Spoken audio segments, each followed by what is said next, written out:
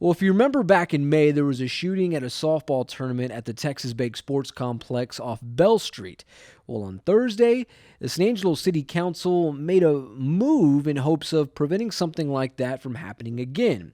Going back to May, to kind of set the scene here, according to the San Angelo Police Department, Eliseo Rivera Jr. shot 2 shots into the ground, causing ricocheting shrapnel to injure 3 adults and a child.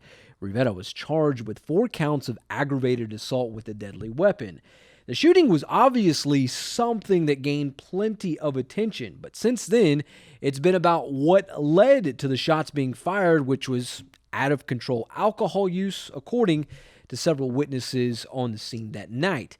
The city of San Angelo has since dissected what happened back in May, and on Thursday suggested an alcohol ban for the entire sports complex property, including the parking lot. City Recreation Director Brent Casey went before the city council to discuss the matter.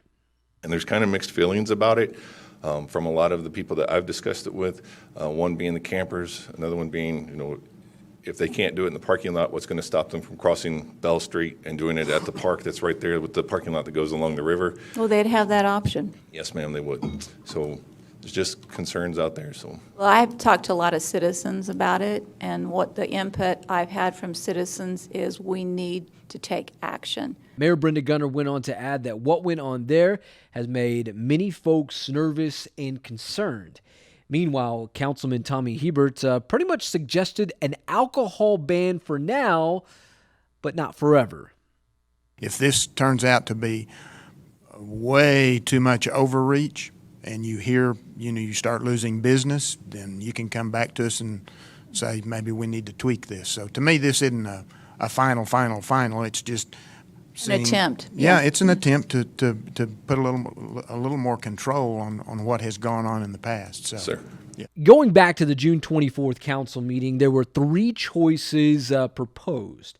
No changes to the ordinance to extend the area to include more, and last, include all of the park inside its boundaries. All right, Lori DeCello, the chairwoman of the Parks and Recreation Advisory Board, well, she really wasn't a fan of the proposed choices. Some felt that this ordinance amendment was made too quickly and our board was not able to evaluate any other options. We would like to know if any other options were evaluated, what their impacts were or are, and what policies are in force at other city venues. In fact, DeCello even added her thoughts as a citizen in public comment. I believe that the rental agreement changes could be made to make the reserving party accountable for the participants' and spectators' behaviors.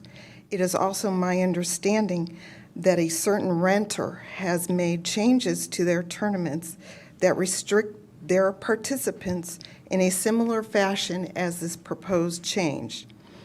Isn't that better than making more rules or law changes, as these law changes may not help with their enforcement? It only seems to restrict our freedom of choice.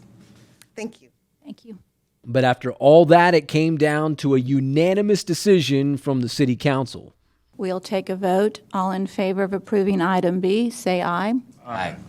Any nays? With none, motion passes 6-0. Long story short, no boozing allowed at the Texas Bank Sports Complex, including the parking lot. Meanwhile, the ban does not prohibit the city concessionaire from selling beer and wine at events held at the complex in designated areas inside the quadrangles during adult tournaments when no youth tournaments are scheduled. So next time you head to the Texas Bank Sports Complex, pack the Capri Sun and leave the drink at home. For San Angelo Live, I'm Manny Diaz.